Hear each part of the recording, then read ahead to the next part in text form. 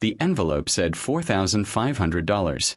I stared at it under those fluorescent lights at 2:47 a.m., hands shaking, because 6 hours earlier I'd watched my coworker, the guy I personally trained, post on Slack that he got $32,000. 7 times more than me. For 18 months of work while I gave them 7 years. But that's not even the worst part. When my friend hacked into the spreadsheet, she found a note next to my name. Single parent. Will stay regardless. No flight risk. Minimum acceptable. They weaponized my daughter against me. Calculated exactly how little they could pay me because they knew I was trapped. The migration I was running? 94% complete. The most critical infrastructure overhaul in company history. That I designed, that I fought for, that only I could execute. And I had a choice. Finish it and accept that I was worth $4,500, or do something I'd never done in 7 years. At 3:12 a.m., my finger hovered over the send button on an email that would either destroy my life or save ITM. My coworker got a $32,000 retention bonus. I got $4,500, so I walked out at 3 a.m. Welcome back, my beautiful family and friends. If you're hooked in and you're ready to enjoy this story, click subscribe and let me know in the comments where you're watching from. Because tomorrow, I will be giving you another story just as interesting as this one. And you don't want to miss it. Now let us begin. I'll never forget the sound of those server room fans at 2:47 a.m. on that Tuesday. It's funny how certain sounds become the background noise of your life, you know? For 7 years, that hum had been more constant than anything else. More reliable than promises from management. More predictable than my daughter's sleep schedule had ever been. I was sitting on the cold tile floor, laptop on my knees, running the most critical system migration in Tech Vanguard Solutions history. My back ached. My eyes burned.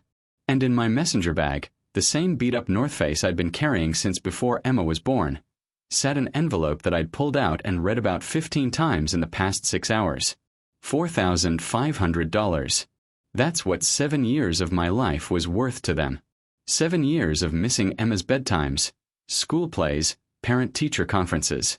7 years of asking my mom to do pickup because I was stuck at work again. 7 years of being the guy who never said no, who always stayed late, who made it work no matter what because I had a little girl depending on me to keep this job, to keep the paychecks coming, to keep our world stable. The retention bonus letter had been handed out at 8:45 p.m., right before the migration window opened. Marcus Webb, our VP of IT operations, stood there in a suit that probably cost more than I spent on groceries in 3 months, talking about how valued we all were. How essential. How these bonuses reflected the company's commitment to top talent. I'd opened mine with my hands shaking slightly. Not from excitement. I'd learned a long time ago not to get excited about corporate promises, but from hope. Stupid, foolish hope. The merger had been brutal. 18-hour days for weeks. I'd missed Emma's 8th birthday party because of an emergency deployment. My mom had sent me pictures of her blowing out the candles, and I'd cried in a bathroom stall before going back to fix whatever crisis couldn't wait until morning. Surely they'd recognized that. Surely they'd seen how much I'd sacrificed. $4,500. The server fan kicked into overdrive beside me, and I checked my phone, 2:51 a.m. The migration was at 73% completion. Another hour, maybe 90 minutes, and it would be done. The infrastructure overhaul I designed, fought for in 17 meetings with executives who barely knew what a server was almost complete. And I was executing it alone in the middle of the night, while my daughter slept in the apartment we shared with my mom because I still couldn't afford our own place after 7 years. My phone buzzed. A text from Mom. Emma had a nightmare. Asked for you. I got her back to sleep. Please don't stay too late, Marcus. Marcus Reeves. That's me. 34 years old, single dad, senior systems engineer, and apparently worth exactly $4,500. I stared at that text, my chest tight. Emma had nightmares sometimes. Usually about her mother leaving. Which, well, that wasn't a nightmare. That was just what happened when she was 3. Sarah had decided motherhood wasn't for her, that I wasn't enough for her, and she'd walked out on a Tuesday morning while I was at work. I came home to find Emma with a neighbor and a note on the kitchen counter. 5 years ago. 5 years of doing this alone. 5 years of proving to everyone, to my mom, to Sarah's parents who said I couldn't handle it, to myself, that I could be enough for Emma. That I could be both parents, both provider and nurturer, both the one who went to work and the one who kissed scraped knees. Another buzz. This time, Slack. I shouldn't look. The migration needed my full attention. But my thumb moved anyway. It was in the #random channel, posted 23 minutes ago. Whoa, just got my retention bonus letter. $32,000. Guess they really do want to keep the important people around. Derek Patterson. I sat there, staring at that message, feeling something cold and sharp settle in my stomach. Derek Patterson. 26 years old. Hired 18 months ago from a coding bootcamp. Nice guy. Talented, sure. I'd mentored him personally through his first 3 months. Taught him everything I knew about our systems. Stayed late to walk him through complex deployments until he got it. Derek Patterson was worth $32,000 to this company. I was worth $4,500. 7 times less. For 7 times more experience. For 7 times more sacrifice. A warning beep from the server pulled me back. One of the database transfers was hitting resistance. My fingers moved automatically. Muscle memory from 1,000 late nights just like this one. Typing commands, troubleshooting, fixing. I could do this in my sleep. I practically had been doing it in my sleep for years. But my mind kept circling back to that number. $32,000. And the contrast with my own. $4,500. I thought about all the times I'd said yes when I should have said no. The time I flew back from my dad's funeral a day early because of a security breach. The 3 promotions I'd been promised and denied. Twice with vague explanations about leadership qualities that never quite made sense. The weekend Emma and I were supposed to go to Six Flags for the first time, but I had to cancel because of an emergency deployment. She'd cried. I'd promised her we'd go next weekend. We still haven't gone. That was 8 months ago. Every sacrifice. Every missed moment. Every time I'd chosen this job over time with my daughter because I believed loyalty mattered. Because I believed hard work would be recognized. Because I believed if I just kept proving myself, kept being reliable, kept being essential, they'd value me the way I deserved. The migration hit 82%. I stood up, my knees protesting. I'm 34, but some mornings I feel 50. I walked to the tiny window at the end of the server room and looked out at Manhattan. Even at 3 a.m., the city was alive with possibility. Somewhere out there, Emma was sleeping in the bed we'd picked out together at IKEA 2 years ago. The one with the canopy she'd begged for. She'd be hugging Mr. Fluffington, the stuffed rabbit that was older than she was. What was I teaching her? What kind of example was I setting, staying in a place that saw me as a minimum acceptable investment? My phone buzzed again. A direct message from Priya Sharma, my closest friend at the company. Marcus. I need to tell you something. Can you call me when you're done with the migration? It's about the bonuses. It's important. My heart started pounding. I typed back. Tell me now. 3 dots. Then, I wasn't supposed to see this, but I was working late in Marcus Webb's office fixing his laptop and saw the bonus spreadsheet on his desk. Marcus. The average bonus was $28,000. You were the lowest. By far. And there's a note next to your name. My hands went cold. What note? It said, single parent. Will stay regardless. No flight risk. Minimum acceptable. I read those words 3 times. 4 times. 5. Single parent. Will stay regardless. They hadn't just undervalued me. They'd weaponized my daughter against me. They'd looked at my situation. The fact that I had a child to feed, a mother who helped with childcare, responsibilities I couldn't just walk away from, and they'd calculated exactly how little they could pay me because they knew I was trapped. They'd bet on my love for Emma keeping me compliant. The migration hit 94%. I looked at my laptop screen. 6% left. Maybe 30 minutes of monitoring. Then documentation. Status reports. The post-migration debrief at 9 a.m. If I stayed, I'd be home by 5, just in time to shower and be back at my desk when everyone else arrived, fresh and rested, while I ran on fumes and vending machine coffee. If I stayed. Will stay regardless. Something shifted in my chest. Not breaking, opening. Like a window I'd kept sealed for so long I'd forgotten fresh air existed. And through that opening, I saw myself clearly for the first time in years. I'd been so focused on being stable for Emma, on being the reliable parent who never let her down, that I'd let everyone else let me down. I'd taught her that loyalty was everything. But what was I really teaching her? That she should accept being undervalued? That she should sacrifice everything for people who saw her as a minimum acceptable investment? Was that the lesson I wanted my daughter to learn? I pulled up the migration dashboard. Every system was green. The automated failsafes I'd built, because I always built in redundancies, because I was thorough, because I was professional, were working perfectly. Anyone with moderate expertise could monitor the final 6%. Anyone like Derek Patterson, the $32,000 man, could finish this. I opened my email. If your employer calculated exactly how little they could pay you based on your responsibilities to your children, what would you do? Would you stay for stability, or teach your kid that knowing your worth matters more? I stared at the blank email for a full minute before I started typing. My hands weren't shaking anymore. That's the thing about reaching your breaking point. There's this strange calm that comes over you. Like your body knows a decision has been made, even if your brain is still catching up. To Marcus Webb, VP IT Operations CC, Rachel Kim, HR Director Subject. Immediate resignation, Marcus Reeves. My cursor blinked in the body of the email. What do you say to people who've spent 7 years extracting everything from you while giving back the bare minimum? How do you summarize the weight of 1,000 missed moments with your kid, the promotions that never came, the promises that dissolved like sugar in rain?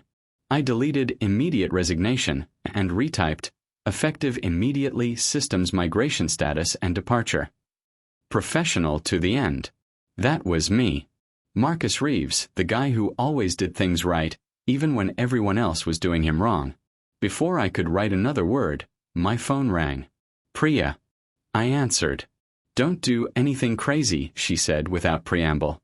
I can hear you thinking from here. I'm 3 miles away from you, and it's 3 a.m. I know you, Marcus. I saw your status go active on Slack. You're still in that server room, aren't you? With that envelope burning a hole in your bag and Derek's message burning a hole in your brain.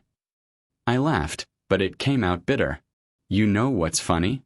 I was actually grateful earlier. When Marcus handed me that envelope, I thought, hey, for $1,500. That's something. That'll cover Emma's summer camp and maybe fix the AC in the apartment. I was grateful for scraps. Marcus. They called me a minimum acceptable investment, Priya. They literally wrote down that I'd stay regardless because I'm a single parent. They used my daughter as leverage. Silence on the other end. Then, quietly, I know. And it's disgusting. But Marcus, think about Emma. You can't just walk out at 3 a.m. You need a plan. I've had a plan for 7 years. The plan was, work hard, be loyal, get recognized, provide stability for Emma. How's that plan working out? You have a plan B. Did I? I thought about my savings account. About $18,000, scraped together over years of living lean. My mom didn't charge us rent. God bless her, but I contributed to groceries, utilities, Emma's expenses. I'd been saving for our own place, for the day I could give my daughter her own room again, her own space, a home that was just ours. $18,000. In New York City, that was maybe 3 months if I was careful. For if I was desperate. I'll figure it out, I said. That's not a plan, that's a prayer. Then I'll pray. Priya sighed. What about Emma's health insurance? Your mom's been having those heart issues. Doesn't your insurance cover her too? My stomach dropped. I'd forgotten about that. Mom's cardiologist appointments. Her medications. She was on my insurance plan. Losing this job meant losing coverage for both of them. Marcus. Priya's voice was gentle now. I'm not saying stay. God knows you deserve better than this. I'm saying don't make a decision at 3 a.m. in a server room after the worst night of your professional life. Finish the migration. Go home. Hug Emma. Sleep on it. Then decide. The migration status bar hit 96%. The servers hummed their endless song. Through the tiny window, the city lights blurred slightly. I realized my eyes were wet. You know what Emma asked me last week? My voice cracked. She asked if I loved my computer more than her. Oh, Marcus. I was on a call. An emergency call on Saturday afternoon. We were supposed to make cupcakes together. She stood in the doorway of my room. Well, it's Mom's craft room that I sleep in, holding the recipe card we'd printed out. And she asked me if I loved my computer more than her. What did you say? I muted the call and told her no, of course not. We'd make cupcakes as soon as I was done. You know what she said. She said, "That's what you always say, Daddy." Then she went to her room. We never made the cupcakes. Priya was quiet for a moment. She's 8, right? Yeah, 8 years old, and already she's learned that my promises don't mean anything. That work always comes first. That she always comes second. That's not fair to yourself. You're doing everything for her. Am I? Or am I doing everything for some idea of stability that doesn't even exist? They can fire me tomorrow, Priya. This secure job I've sacrificed everything for? They could eliminate my position in the next round of merger consolidations. Where's my stability then? At least if I leave on my terms, I'm teaching Emma something valuable. What's that? That knowing your worth isn't selfish. That sometimes walking away is stronger than staying. 97% complete. I thought about Emma's face this morning. Well, yesterday morning. Time was blurry when you'd been awake for 20 hours. She'd been eating cereal at the kitchen table, still in her pajamas, hair a mess of curls that looked just like her mother's. I'd been rushing around trying to get ready for work, already late because I'd stayed up until 2 a.m. the night before preparing for this migration. Daddy, she'd said. Yeah, baby. Are you coming to my soccer game on Saturday? I'd frozen with my coffee cup halfway to my mouth. Saturday. This Saturday. The first game of her first season playing soccer. She'd been talking about it for weeks. I'd promised I'd be there. Promised. Of course I'll be there, I'd said. You promise. Really promise. The doubt in her voice had cut me. I promise, Em. She'd nodded, gone back to her cereal. But I'd seen it, that flicker of disbelief. My 8-year-old daughter didn't trust my promises anymore. And the kicker. I'd already been planning to miss it. There was a post-migration review scheduled for Saturday morning. Critical attendance required, the calendar invite had said. I was already mentally preparing my apology to Emma. That's who I'd become. A man who pre-apologized to his daughter for disappointments he hadn't even delivered yet. Priya, I said, I need to ask you something. Anything. If you saw someone you cared about staying in a relationship where they were undervalued, taken for granted, used for what they could provide while getting the bare minimum in return, what would you tell them? I'd tell them to leave. Even if leaving was scary? Even if they had responsibilities? Especially then. Because what are you teaching those you're responsible for? That it's okay to be treated like that. 98% complete. I pulled up a different browser window and opened LinkedIn. My profile was embarrassingly out of date. I hadn't updated it in 3 years. Why would I? I'd been loyal. Committed. I wasn't looking for other opportunities because I believed in building something here. But I scrolled through my connections anyway. Former colleagues who'd left Tech Vanguard over the years. Most of them were doing well. Really well. James Chen, who'd left 2 years ago, was now a senior architect at a fintech startup. His last post was about his team going to a Knicks game on the company. Posted at 7 p.m. on a Wednesday. 7 p.m. and he was at a basketball game with his team. Not in a server room at 3 a.m. running a migration alone. Sarah Park had left 18 months ago. She just posted about being promoted to Director of Infrastructure at a healthcare tech company. The comments were full of congratulations. Her salary, if I had to guess based on the role, was probably $80,000 more than what I was making. They'd escaped. They'd bet on themselves. And they'd won.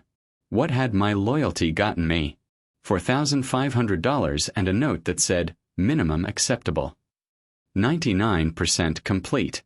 My email to Marcus Webb was still open, still blank except for the subject line. I started typing. Marcus. The system migration is at 99% completion and all automated monitoring is active and functioning as designed. All critical systems are stable. The remaining 1% will complete automatically within the next 15 to 20 minutes. This email serves as my immediate resignation from Tech Vanguard Solutions. I will not be available for the 9 a.m. post-migration debrief or any subsequent duties. My decision is final.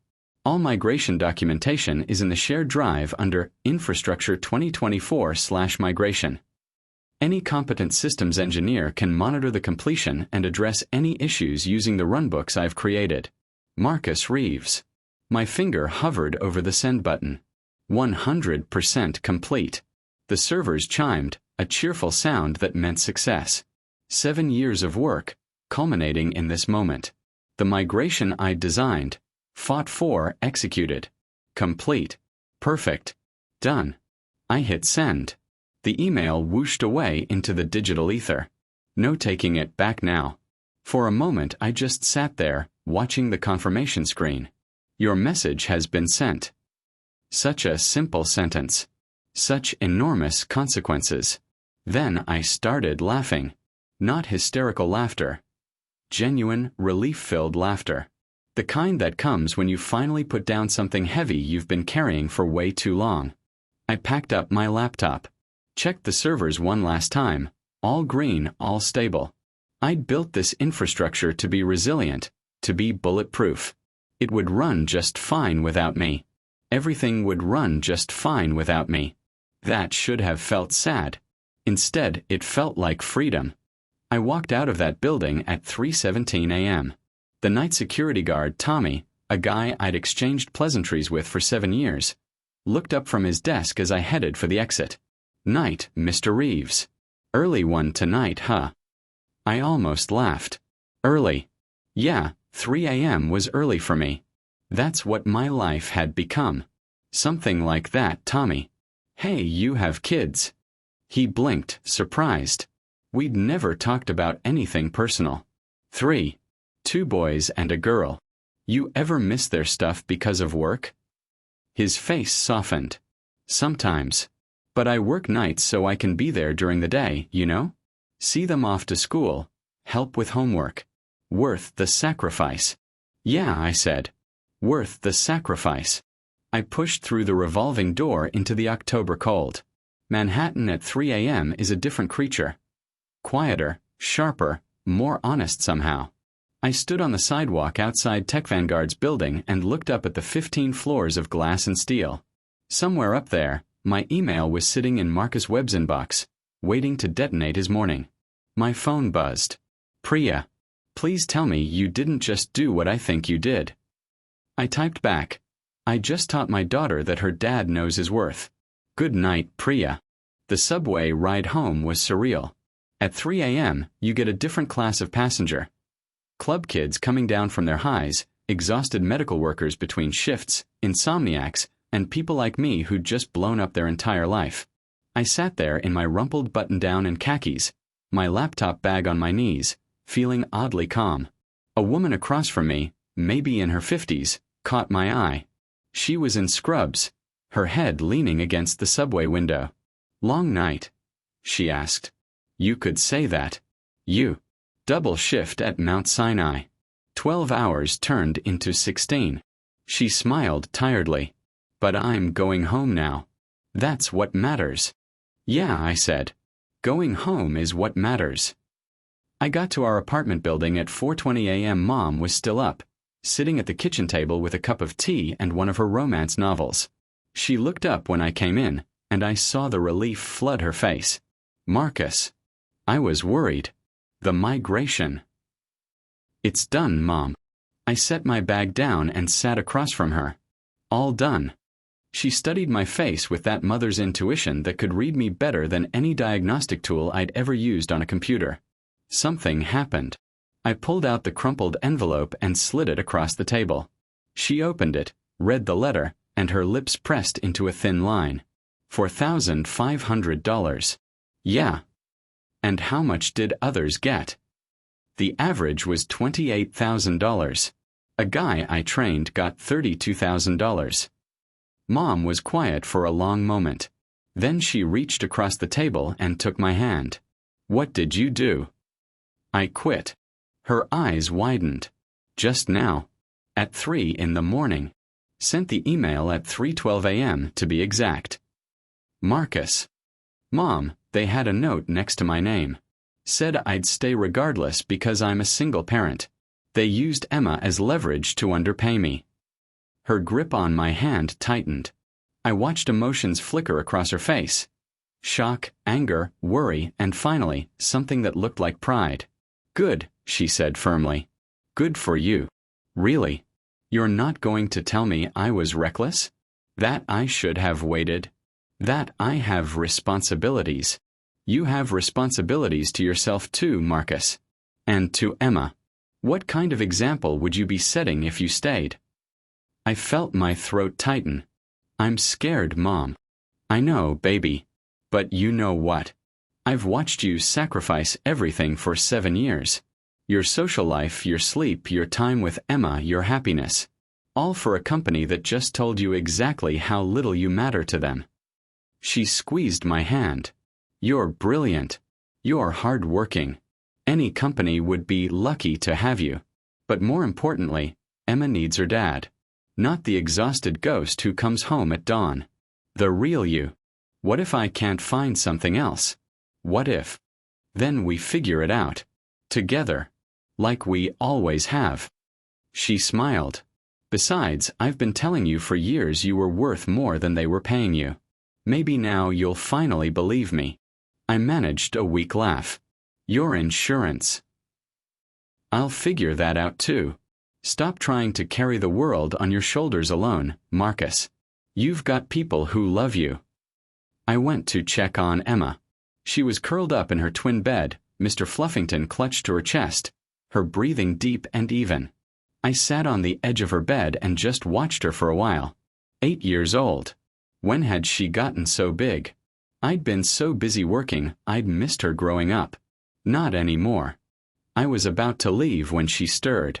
Her eyes opened, confused for a moment, then focused on me. Daddy. Her voice was sleepy. Are you okay? Yeah, baby. I'm okay. Go back to sleep. You're home early. She sat up a little. Did something happen? I hesitated. Then I decided she deserved the truth. An age-appropriate version, anyway. I left my job tonight, Em. She was suddenly wide awake. You got fired. No, I quit. There's a difference. Why? How do you explain corporate betrayal to an 8-year-old? Because they weren't treating me fairly. And I realized that it's more important for me to be here with you than to stay at a job that doesn't value me. She processed this for a moment. Then, does that mean you can come to my soccer game on Saturday? My heart broke and healed at the same time. Yes, I'll be at your soccer game. Front row. Cheering the loudest. Promise. I promise. And I'm going to do better at keeping my promises from now on. She smiled, this beautiful, trusting smile that I didn't deserve but was going to work my ass off to earn. Okay, Daddy. She lay back down, and I kissed her forehead. By the time I reached the door, she was already drifting off again. I should have gone to sleep. I'd been up for almost 24 hours. But I was wired, so I opened my laptop at the kitchen table. Mom had gone to bed, and started updating my LinkedIn profile. Marcus Reeves, Senior Systems Engineer. I rewrote my summary, highlighting my achievements. The infrastructure migrations I'd led. The security protocols I'd implemented that had saved the company from 3 major breaches. The cost-saving solutions I'd architected. 7 years of accomplishments that had been taken for granted. I uploaded a professional photo, not the rumpled, exhausted guy who'd just walked out at 3 a.m., but a picture from Emma's birthday 2 years ago where I actually looked happy and rested. Then I did something that felt terrifying and exhilarating. I changed my status to open to work. My phone buzzed at 5:47 a.m. A Slack notification. Against my better judgment, I looked. It was from Marcus Webb. Call me immediately. I stared at it. Then I opened Slack on my laptop and changed my status to a single word: goodbye. I logged out. Deleted the app from my phone. At 6:15 a.m., my phone actually rang. Marcus Webb. I let it go to voicemail. He called 3 more times. I silenced my phone. At 7:30 a.m., Emma padded into the kitchen in her unicorn pajamas, rubbing her eyes. Daddy, you're still here. Yeah, baby. I'm here. Want to make pancakes? Her face lit up. Really? You're not going to work? Not today. Today I'm all yours. We made pancakes together.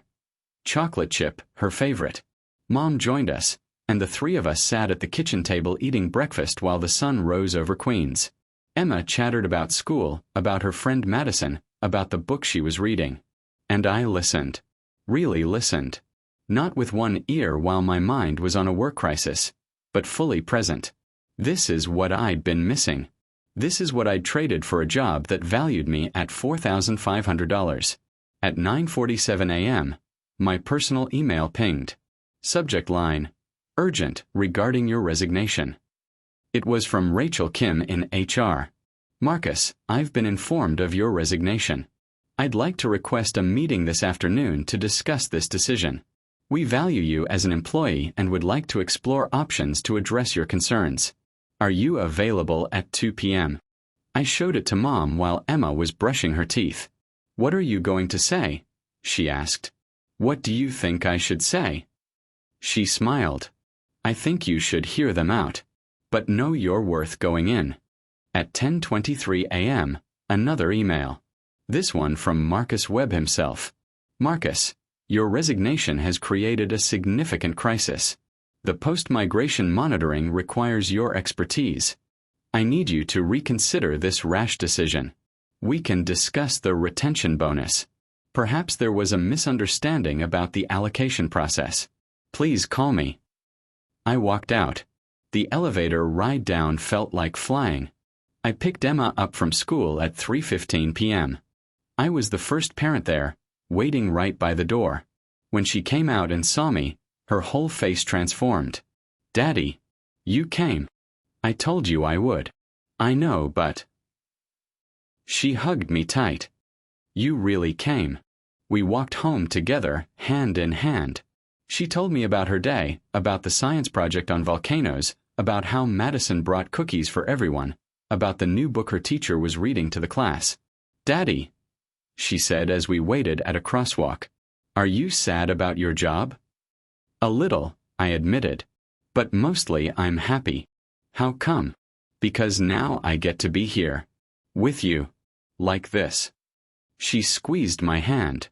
I like this. Me too, baby. Me too.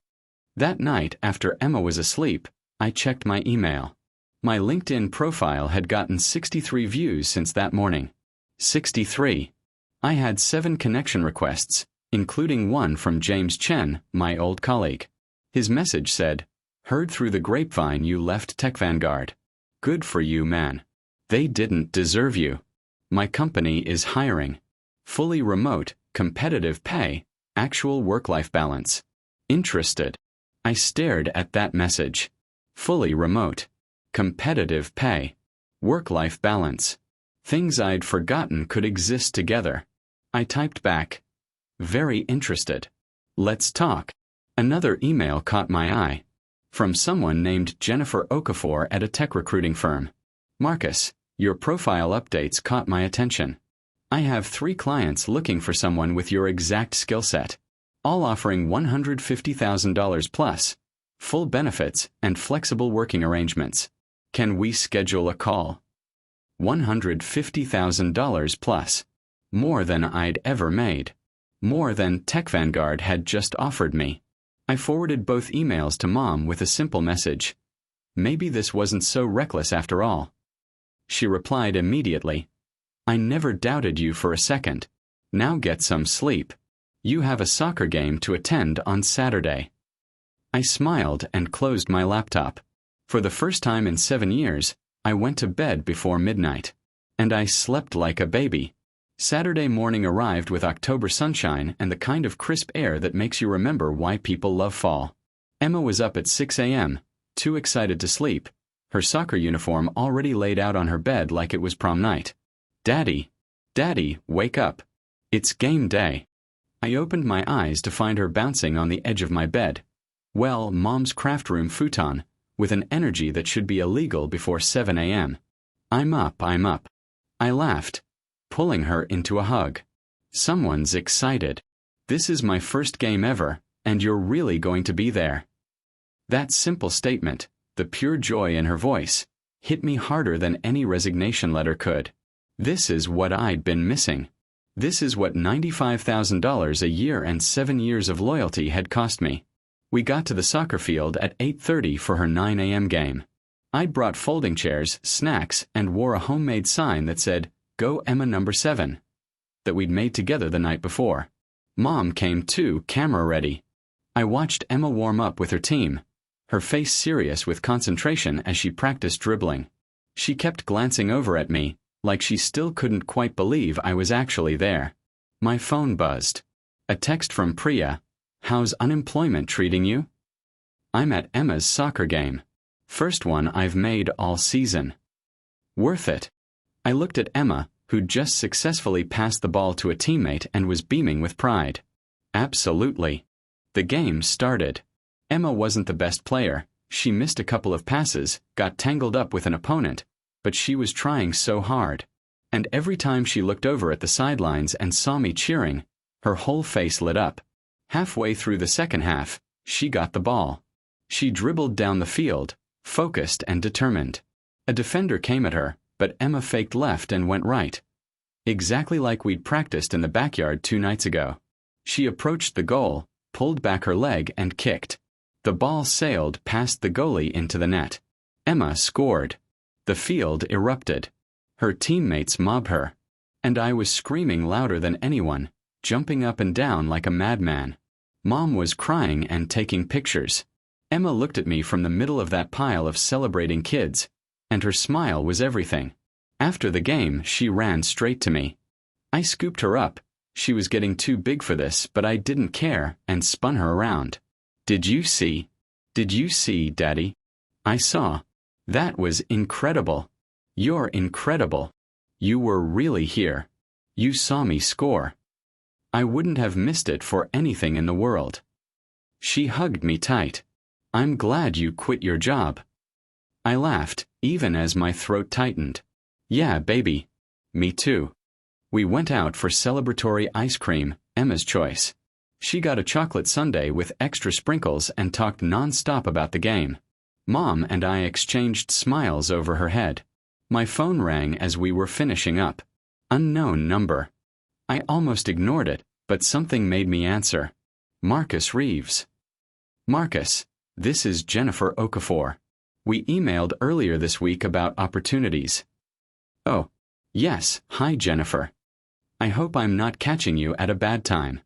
I have something urgent that just came up, and you were the first person I thought of. I'm listening. One of my clients, DataStream Analytics, they're looking for a principal systems architect. Their current architect just left unexpectedly, and they need someone who can hit the ground running. The role is fully remote, $165,000 base plus performance bonuses, full benefits, 4 weeks PTO, and they're looking to fill it immediately. Would you be interested in a video interview Monday? I nearly dropped my phone. $165,000. That was almost double what I'd been making. Yes, I said. Absolutely yes. Wonderful. I'll send you the details. Between you and me, Marcus, Your profile is exactly what they're looking for. I think this could be a really good fit."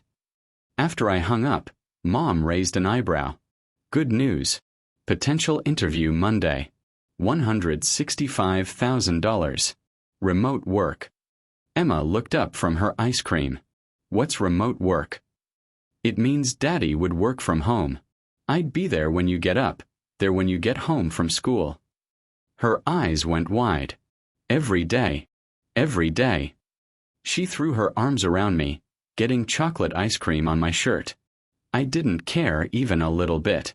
That evening, James Chen called me about his company's opening. "So here's the deal," he said. "We're a Series B startup, enterprise security solutions. We need someone to rebuild our infrastructure from the ground up. It's intense work, but here's the thing. We actually value work-life balance.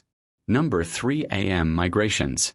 No weekend deployments unless it's genuinely an emergency. And we pay competitively because we know good people have options." "What's the comp range?" $155,000 to $175,000, depending on experience. Stock options. Full benefits. Unlimited PTO that people actually use. And Marcus. We mean it about the work-life balance. Our CTO has 3 kids. He's religious about being home for dinner. Sets the culture. 2 opportunities. Both better than anything TechVanguard had ever offered me. Both respecting what I brought to the table. I was updating my interview notes when my phone buzzed again. This time, it was an email from Marcus Webb. Subject: Final offer. Marcus. I read it twice. A misunderstanding. 7 years and my value was a misunderstanding. Have you ever been undervalued so long that you forgot what you were really worth? Sometimes it takes losing everything to remember. I typed a response to Rachel Kim. I'm available at 2 p.m. I'll come to the office. Then I took Emma to school. Walked her all the way to the classroom door. Hugged her tight. See you at pickup, Daddy. See you at pickup, Em. I'll be the one right at the front. Her smile could have powered the whole city. I walked into TechVanguard's building at 1:55 p.m. wearing jeans and a sweater. The first time in 7 years I hadn't worn business casual to this office. Tommy, the security guard, did a double take. "Mr. Reeves. Didn't expect to see you back today. Just tying up loose ends, Tommy." The elevator ride to the 15th floor felt different. I wasn't carrying my laptop bag. Wasn't mentally running through my task list. Wasn't already stressed about the 14 things that would be waiting for me. I was just a guy in an elevator. Rachel Kim was waiting for me in conference room B, the nice one with the view of the city, the one they usually reserved for client meetings. That told me something right there. They were trying to impress me. She stood when I entered, extending her hand. "Marcus, thank you for coming." "Rachel." I shook her hand and sat down. She had a folder in front of her, and I could see my personnel file tab sticking out. "I want to start by saying that your resignation came as a shock to everyone. You've been such a cornerstone of our infrastructure team." A cornerstone valued at $4,500, apparently. Her professional smile faltered slightly. "I understand you're upset about the retention bonus allocation. I want you to know that these decisions are complex, based on multiple factors. Let me save us both some time, Rachel. I saw the spreadsheet. I know what the average bonus was. I know I got the lowest amount by far. And I know there was a note next to my name that said, single parent, will stay regardless, minimum acceptable." She went pale. "Marcus, I don't know where you got that information, but..." "Does it matter? Is it true or not?" She was quiet for a moment. The bonus allocation process takes into account various factors, including market competitiveness and retention risk. "So it's true. You calculated that because I have a daughter and responsibilities, I'd accept less. You weaponized my family against me. That's not how we see it. How do you see it, Rachel? Because from where I'm sitting, you looked at 7 years of loyalty, excellence, and sacrifice, and decided I was worth the bare minimum because I wouldn't leave. Well, surprise. I left. She took a breath. Marcus, what would it take for you to reconsider? There it was. The real reason for this meeting. I leaned back in my chair. Why do you want me to reconsider? Because you're valuable to this company. Your expertise is. Rachel, please. Don't insult both of us. What's the real reason? She hesitated, then seemed to make a decision. The migration monitoring has encountered some issues. Without your documentation and expertise, the team is struggling. And there are 3 more critical deployments scheduled for the next 2 weeks that you designed. So you need me. Yes. We need you. I nodded slowly. Interesting. Yesterday I was worth $4,500. Today I'm irreplaceable. What changed? Marcus. Let me tell you what changed, Rachel. Yesterday you thought you had me trapped. Today you realized I have options. That's the only difference. The door opened. Marcus Webb walked in, looking less polished than usual.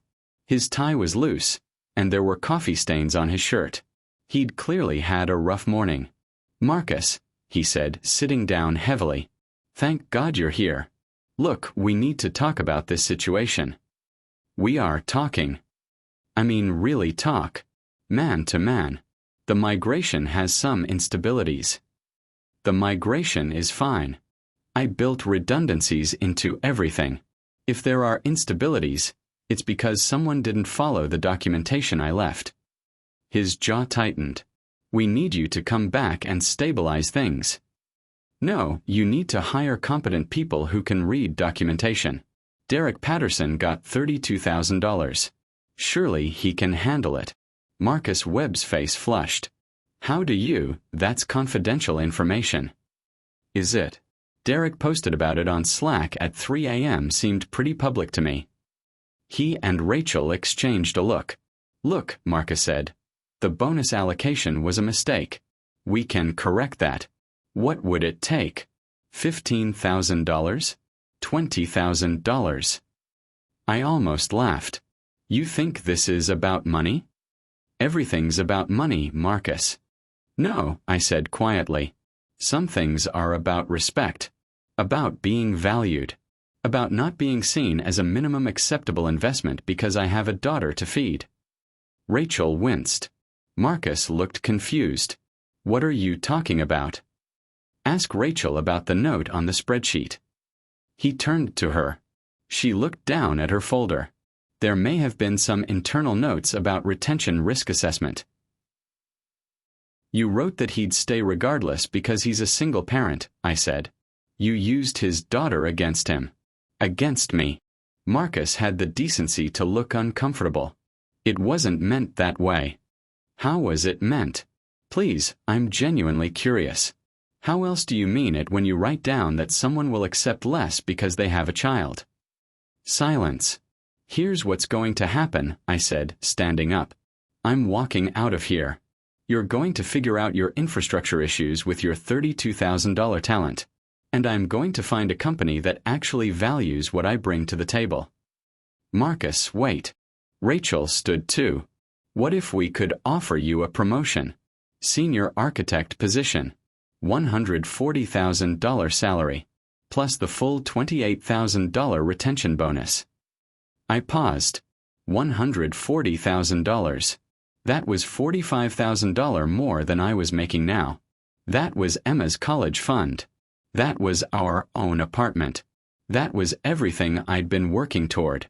When would this promotion be effective? I asked. She glanced at Marcus Webb.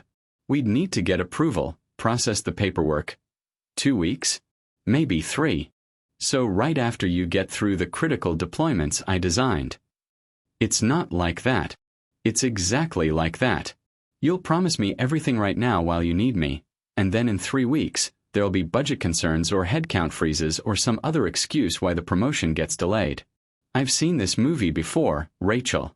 I've been living it for 7 years. My phone buzzed. A text from Mom. Emma wants to know if you're really picking her up today or if she should go to aftercare. I looked at that message for a long moment. Then I looked up at Marcus Webb and Rachel Kim. You know what the saddest part is? My 8-year-old daughter doesn't trust me to keep my promises anymore. Because I've broken so many of them for this job. Because I've chosen you over her again and again. And you repaid that loyalty by calculating the minimum you could pay me. I headed for the door. Marcus Webb stood up. If you walk out that door, you're done. We won't make this offer again. You'll lose your severance, your benefits, everything. I turned back. I already lost everything that mattered. I just didn't realize it until last night. I paused. Oh, and Marcus. Derek Patterson is good. But he's not $32,000 better than me. You paid for his potential. Maybe you should have valued my proven track record the same way. Maybe then we wouldn't be having this conversation. One evening in late November, Priya called me. So remember how I said I quit too? Yeah. I just accepted an offer at DataStream. Turns out they were hiring for cybersecurity too. I start in January. I laughed. Are you serious? Dead serious. You cost Tech Vanguard 2 of their best people in 1 week. And Marcus. There's been an exodus. 5 more people quit in the last month. Word got around about the bonus situation. Turns out we weren't the only ones being undervalued. Good, I said. Maybe they'll learn. Doubt it. But that's not our problem anymore. In December, I found a perfect 2-bedroom apartment in a good school district. Emma got her own room with space for all her stuffed animals and books. We moved in on a Saturday, with Mom helping us unpack. That night, after we'd gotten Emma's room set up, she stood in the doorway looking at her new space. Her walls painted purple, her bookshelf full, her soccer trophies on display. Daddy. Yeah, baby. Is this really ours? Just ours. Just ours. She hugged me. Thank you for quitting your job. I laughed through tears. Thank you for being worth fighting for. On Christmas morning, I woke up naturally at 7 a.m., not to an alarm, not to a work emergency, but to Emma jumping on my bed. Daddy. Santa came. Wake up. We spent the entire day together. No laptop. No emergency calls. No guilt about not being somewhere else. Just me, Emma, and Mom, opening presents and making memories. Later that evening, after Emma was asleep, I opened my laptop to check something for work. In my spam folder, I found an email from Marcus Webb, sent 3 days earlier. Marcus. I hope this message finds you well. I wanted to reach out personally to apologize for how things ended. You were right. We undervalued you and we've paid the price. We've lost significant talent, including 5 senior engineers, in the months since you left. I've been doing a lot of reflection on leadership and what it means to truly value people. Your departure was a wake-up call I clearly needed. I hope you're doing well wherever you landed. You deserved better than what we gave you. Respectfully, Marcus Webb. I read it twice. It wasn't enough, words never would be. But it was something. I replied simply, Marcus, I appreciate your email. I'm doing very well. My only regret is that I didn't leave sooner. I hope the lessons learned lead to real change. Best, Marcus. New Year's Eve, I tucked Emma into bed in her own room in our own apartment. Daddy, she said sleepily. This was the best year ever. Yeah, even though Daddy quit his job and everything was uncertain for a while. Especially because of that. Because you chose me. I kissed her forehead. I'll always choose you, Em. Always. As I walked back to the living room, I thought about where I'd been a year ago. Exhausted, undervalued, trapped in a job that was slowly killing my spirit. And where I was now, respected, compensated fairly, present in my daughter's life. The cost of walking out at 3 a.m. had seemed impossibly high in that moment. But the cost of staying would have been so much higher. My phone buzzed. A text from Susan at DataStream. Hope you're enjoying the holiday. Quick heads up. Performance reviews are in January. Based on your first 2 months, you're tracking for a significant bonus. You've been incredible. I smiled. A company that actually rewarded performance. What a concept! I looked around our little apartment. Emma's drawings on the fridge, our coats hanging by the door, the life we'd built together. It wasn't perfect. Money was still tight some months. There were still challenges. But I was home for dinner every night. I made every soccer game. I kept my promises. And Emma trusted me again. That was worth more than any retention bonus could ever be. I opened my laptop one more time and updated my LinkedIn profile. Sometimes the bravest thing you can do is walk away from what's comfortable and bet on what you're worth. Best decision I ever made. Within an hour, I had 15 likes and 3 messages from former Tech Vanguard employees asking for advice on their own job searches. I replied to each one with the same message: know your worth. Don't let anyone convince you to accept less. And remember, loyalty should go both ways. Because that's what I'd learned on that cold October night in a server room at 3 a.m. The company that pays you the least will demand the most. The job that undervalues you will ask you to prove yourself forever. And the place that bets minimum on you will never bet maximum on you, no matter how much you sacrifice. But when you bet on yourself, that's when everything changes. Looking back, what would you have done differently in my shoes? And if you're in a similar situation right now, what's really keeping you there? Loyalty or fear? Sometimes the scariest decision leads to the best life. I closed my laptop and walked to Emma's room one more time. She was sleeping peacefully, Mr. Fluffington tucked under her arm, a small smile on her face. This is what winning looks like. Not a corner office or a VP title or a retention bonus, but a daughter who trusts your promises and a life that's actually worth living.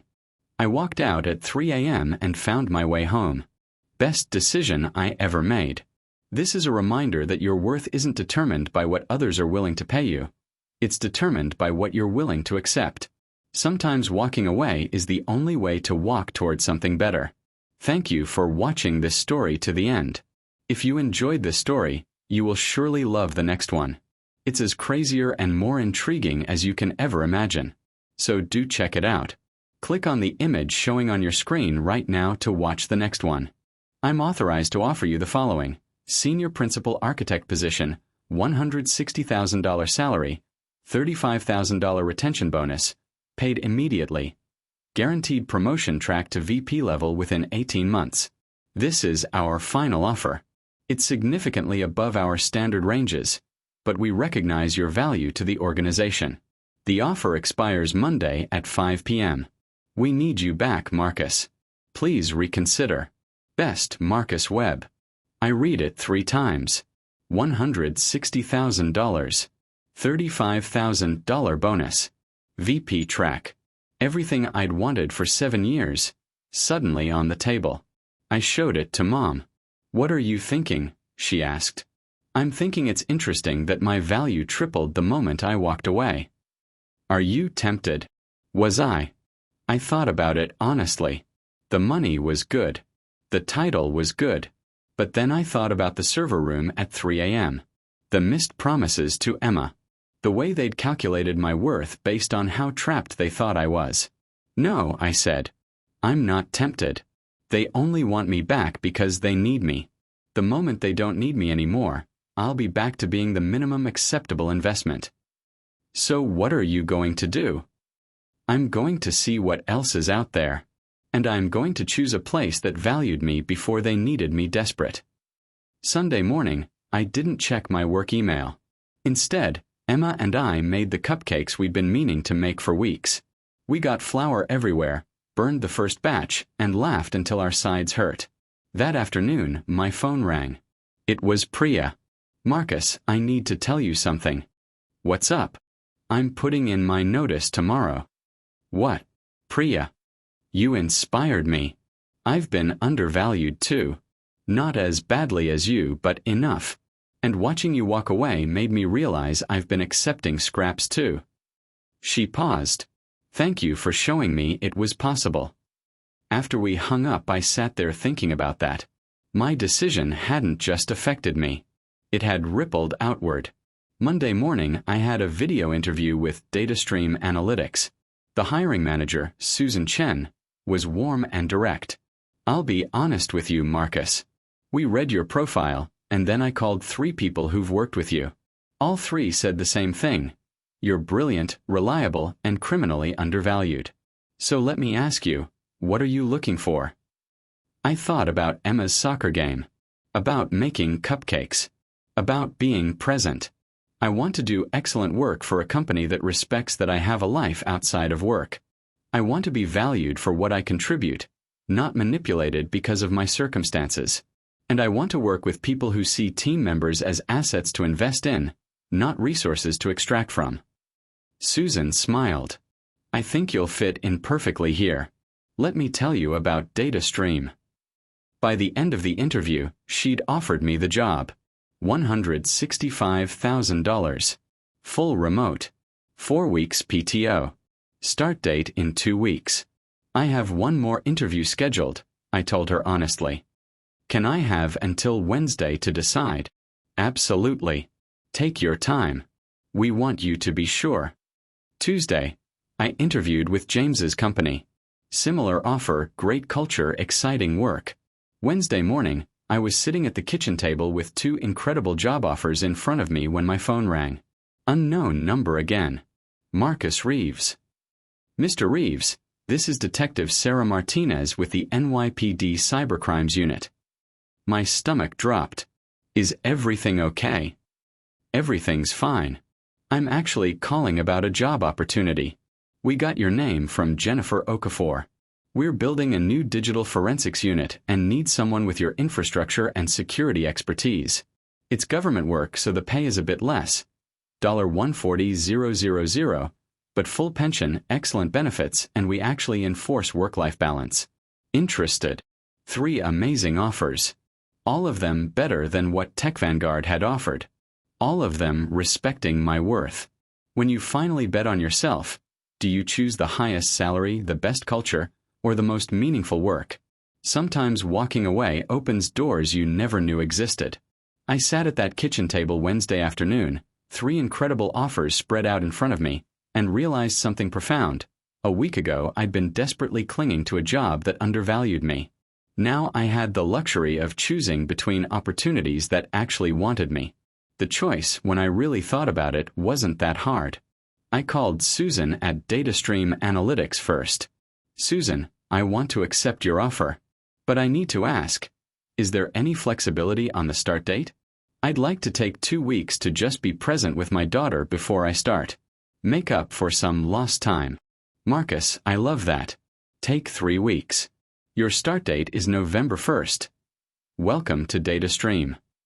After I hung up, I just sat there for a moment, letting it sink in. $165,000. Fully remote. A team that valued work-life balance. I'd more than doubled my salary and gotten my life back in the same move. Mom came into the kitchen and saw my face. You decided. I'm going with DataStream. They gave me 3 weeks off to spend with Emma before I start. She hugged me tight. I'm so proud of you, baby. I called James and the detective to respectfully decline, thanking them for their time. Both understood and wished me well. Then I did something that felt simultaneously petty and absolutely necessary. I replied to Marcus Webb's email. Marcus, thank you for your offer. I've accepted a position elsewhere at a significantly higher compensation with a company that valued me before they needed me desperately. I hope this experience teaches Tech Vanguard something about recognizing talent before it walks out the door. Best of luck with your infrastructure challenges. I'm sure Derek's $32,000 worth of talent will serve you well. Regards, Marcus Reeves. I hit send and felt absolutely no regret. Emma came home from school that afternoon, and I was waiting in the kitchen with her favorite snack. Apple slices with peanut butter. Guess what, Em? What? I got a new job. And I'll be working from home, which means I'll be here every morning when you wake up and every afternoon when you get home. She dropped her backpack and ran to me. Really? Every day? Every single day? No more 3 a.m. work stuff? No more 3 a.m. work stuff. She hugged me so tight I could barely breathe. This is the best thing ever. The next 3 weeks were the best of my life. Emma and I finally went to Six Flags.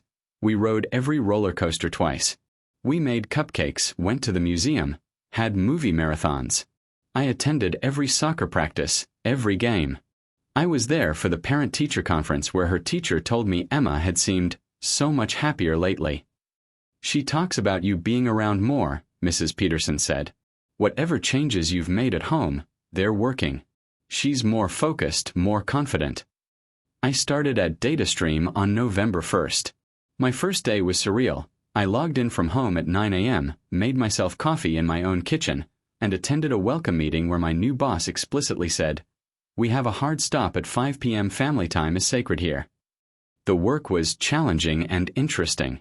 My team was talented and collaborative. Nobody expected me to sacrifice my life for the job. And when I closed my laptop at 5 p.m., I was done. Actually done. My first paycheck arrived 2 weeks later. I stared at the direct deposit notification. $6,346.15. More than I'd made in a month at Tech Vanguard. I immediately transferred money into Emma's college fund, paid off my credit card completely, and started looking at 2-bedroom apartments.